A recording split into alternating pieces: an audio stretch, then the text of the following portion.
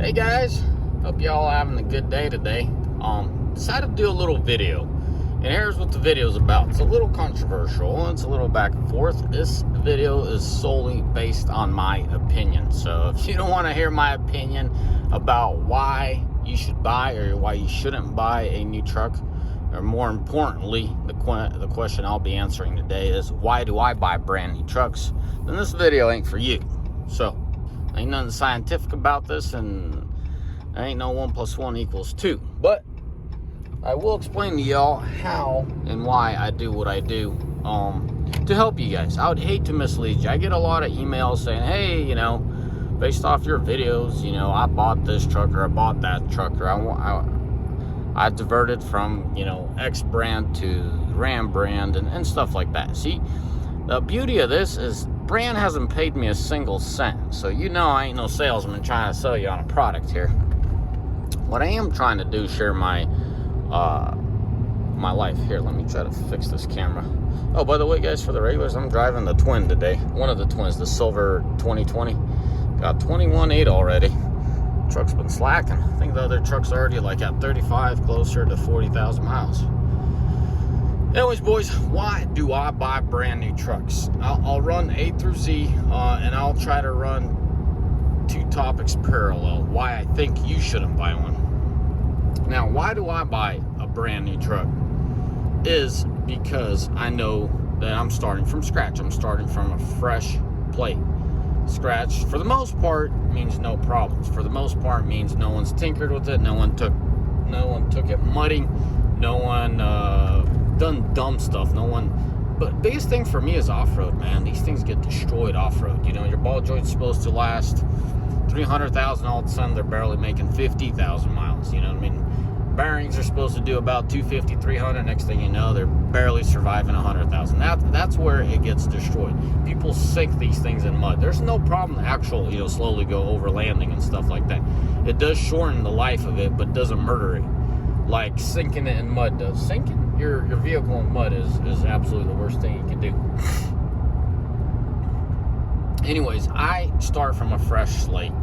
I'm very meticulous about my maintenance. I love equipment. I think that's the bottom line.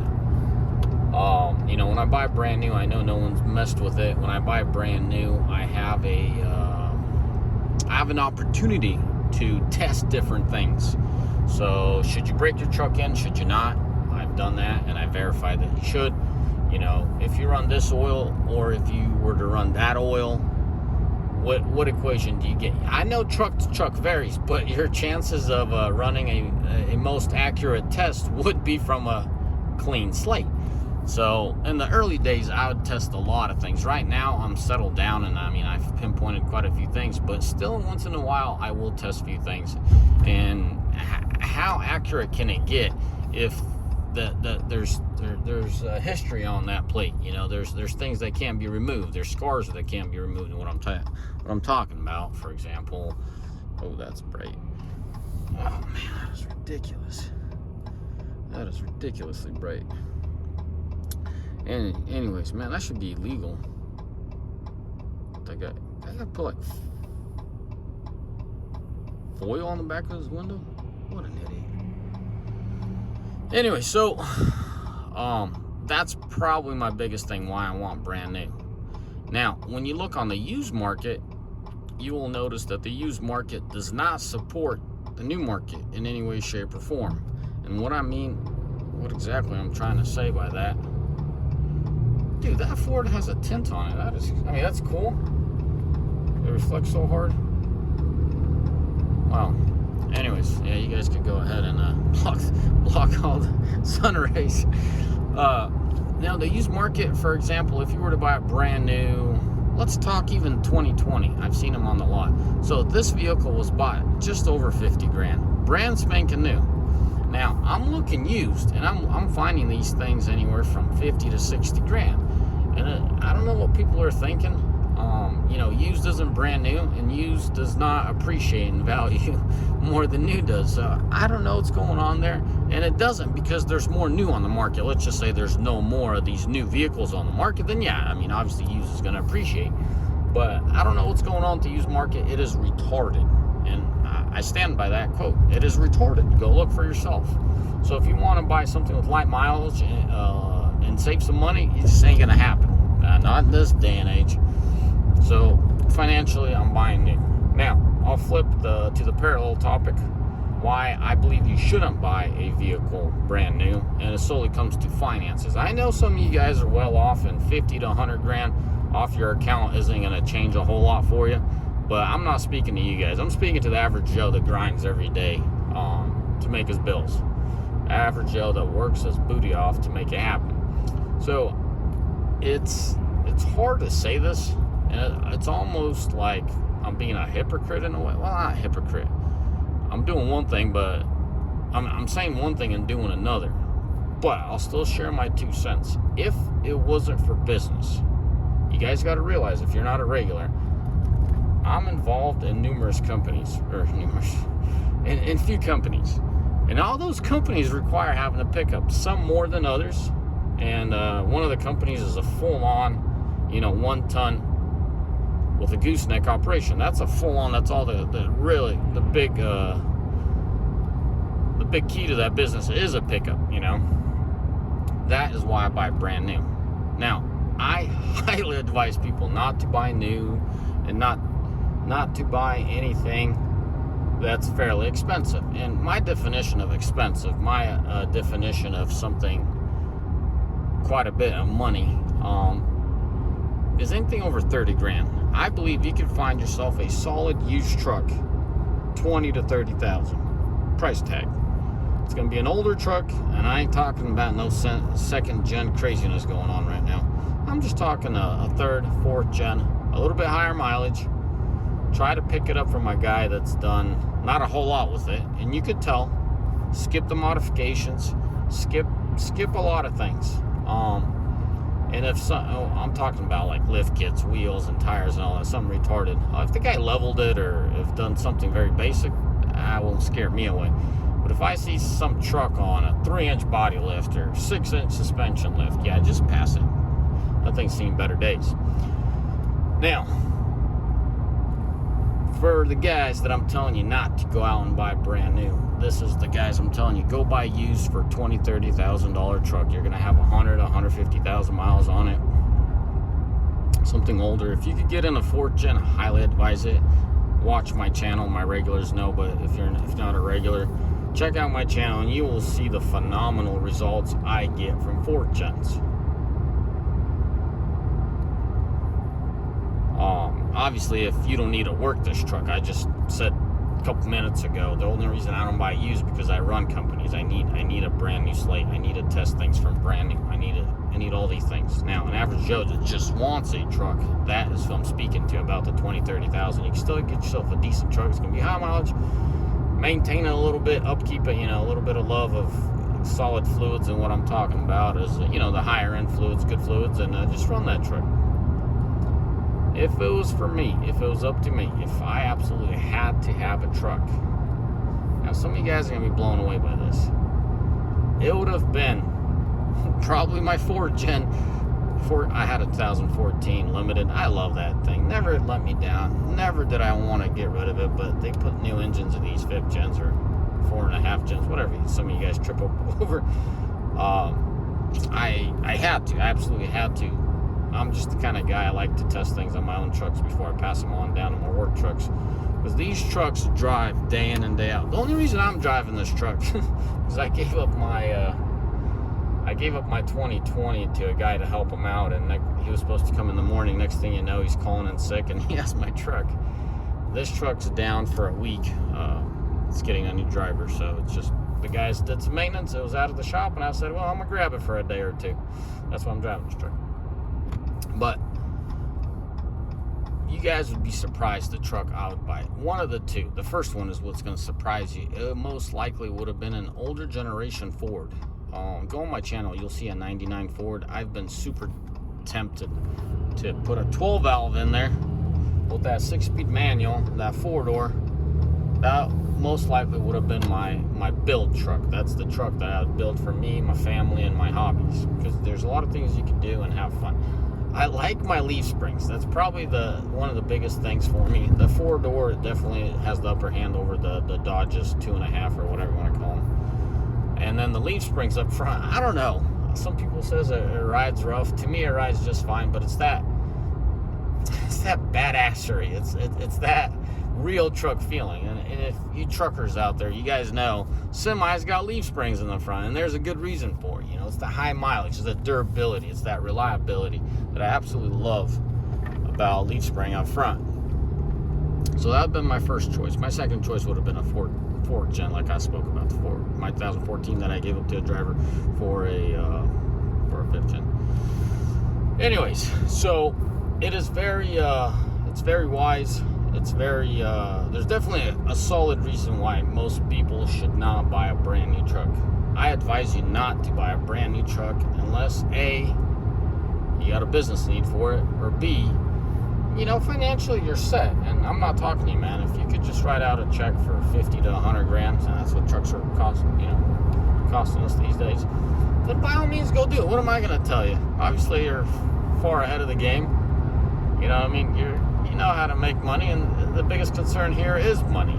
So an average Joe that works, to pay his bills, paycheck to paycheck more or less, and here he is racking on another 50 to 100 grand in a payment, and it's not bad. It's only $1,000 a month or whatever equates for their APR and all that down.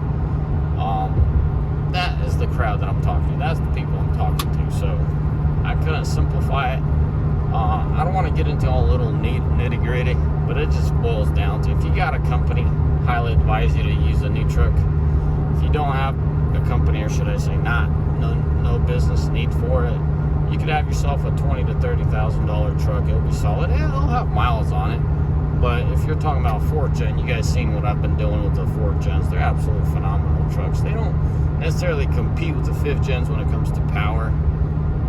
I haven't come up to anything that just will bog the 5th Gen down. And keep in mind, we're hauling 36 footers with single axles in the back, so I can't put 30,000 pound load in the back of them. But for an average 26 cross, it just does just fine. It just keeps cruising along. Now the 4th Gens, on certain steep hills, they would slow down a little bit. I guess that's the difference. The gas mileage on the 5th Gens suck.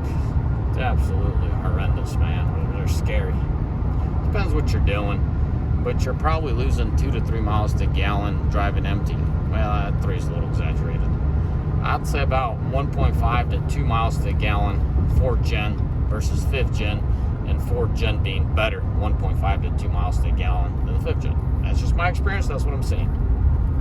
Towing, they're probably 1 to 1.5 difference. The 373 5th Gen, it gives it the upper hand versus 342 as an average for what we do. We're surrounded by mountains, and the steeper rear end really helps. It's hard to call it steeper, but it definitely helps. 342 versus 373s, you feel a difference. So the engine has to stray its slice to pull the weight.